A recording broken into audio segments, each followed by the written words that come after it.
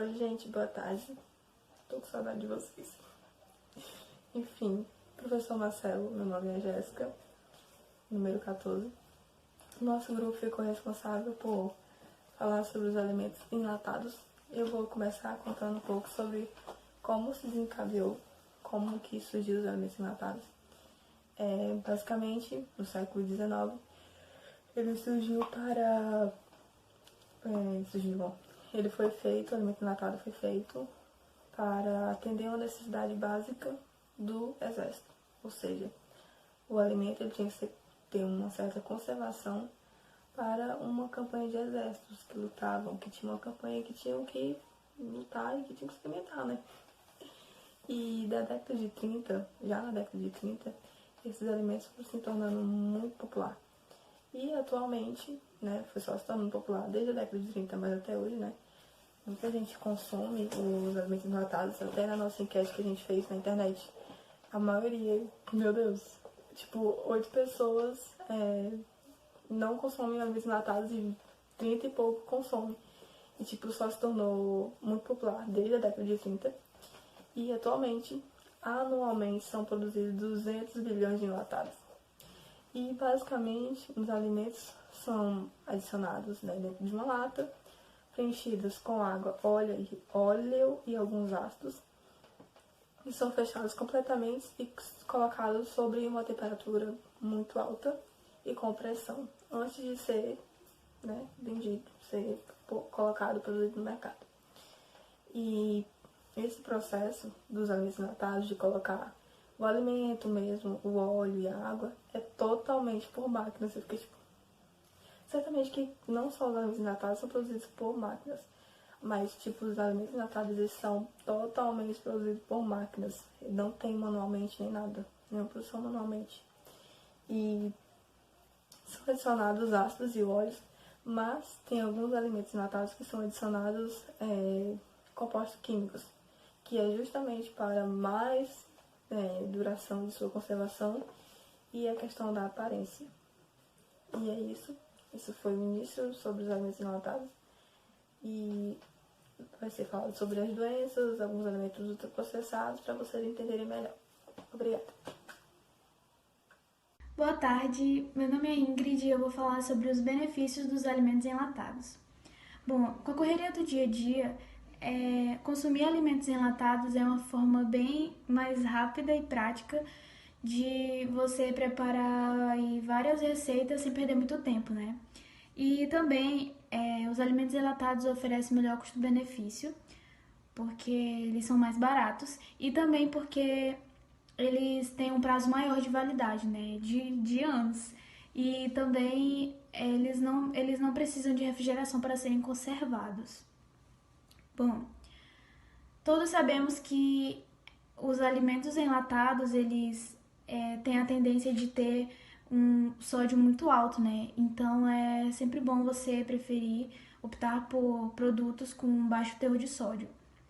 Mas dos que são assim mais recomendados de alimentos enlatados é o atum e a sardinha, porque eles têm proteínas e possuem ômega 3 também. Bom, o atum ele possui proteínas como fósforo, magnésio, ferro e cálcio. Então, nem todos os alimentos enlatados fazem realmente mal à saúde. Tanto que houve um estudo com os norte-americanos, com 9 mil norte-americanos, que eles eram consumidores de alimentos enlatados, né? E que mostrou que essas pessoas mantinham uma boa ingestão de alimentos, de nutrientes, e tinham mais opções na dieta. Então, vemos aí que nem sempre os alimentos enlatados são, de fato, prejudiciais à saúde. Hoje eu vou falar sobre os malefícios dos alimentos enlatados. Bom, nos alimentos enlatados são adicionados sódio conservantes para que o alimento tenha uma textura mais saudável. E também são adicionados aditivos químicos por conta do prazo de validade para que o prazo de validade seja maior.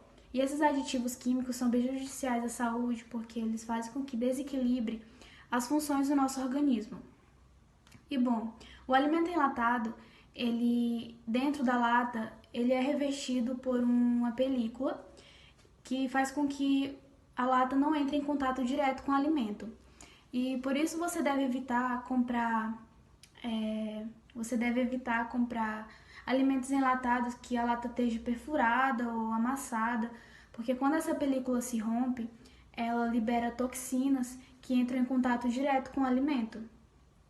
E outra coisa também é que na Universidade de Harvard, nos Estados Unidos, né, concluiu-se que os alimentos enlatados, a lata, ela possui uma substância chamada bisfenol ou BPA. E por conta dessa substância que entra em contato com o alimento, né, ela faz com que aumente os riscos de você ter câncer, obesidade e problemas cardíacos. E também todo mundo deve evitar assim os alimentos enlatados, né? Mas as pessoas que devem evitar mais ainda são pessoas que têm problema com pressão e que têm obesidade. Problema com pressão por conta do excesso de sal e sódio nos alimentos enlatados, e obesidade porque acontece muito a retenção de líquido, e também acontece aí o inchaço, né? E dificulta o emagrecimento. E é por isso que devem ser evitados ao máximo os alimentos enlatados. Oi, eu sou a Jamile Vitória, número 13, e vou falar um pouco sobre as doenças que os alimentos enlatados podem nos trazer. Devido à correria do dia a dia, as pessoas acabam optando pelos alimentos enlatados por serem mais rápidos e práticos. Mas o que eles não sabem é que eles podem ser prejudiciais para a nossa saúde, devido a eles terem muito sódio e muito conservantes para manter a cor, o sabor e a textura.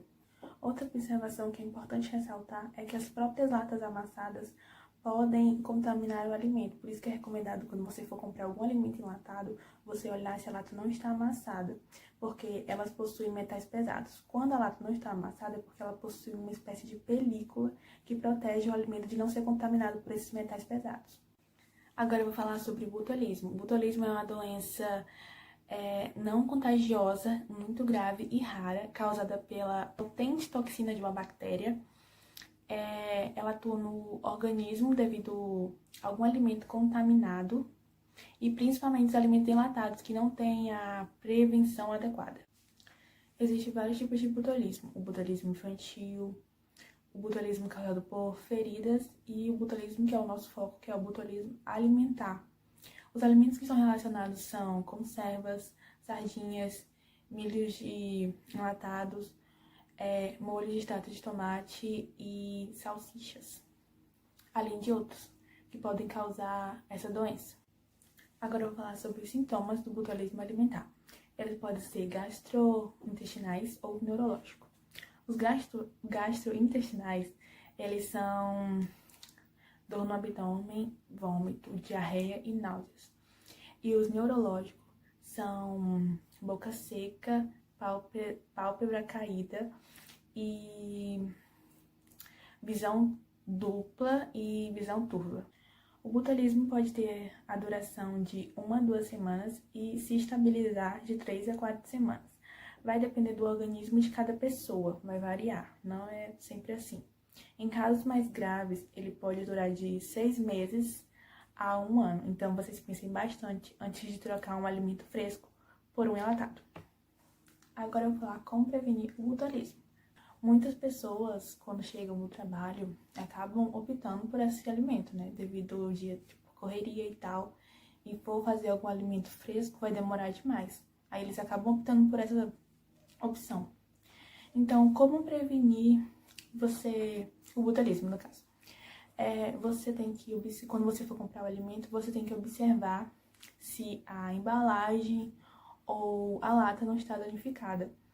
E quando você vai comprar algum alimento industrializado, no caso a conserva, você tem que ou fervê-la ou cozi-la por 15 minutos, porque a alta temperatura acaba matando as toxinas do botulismo.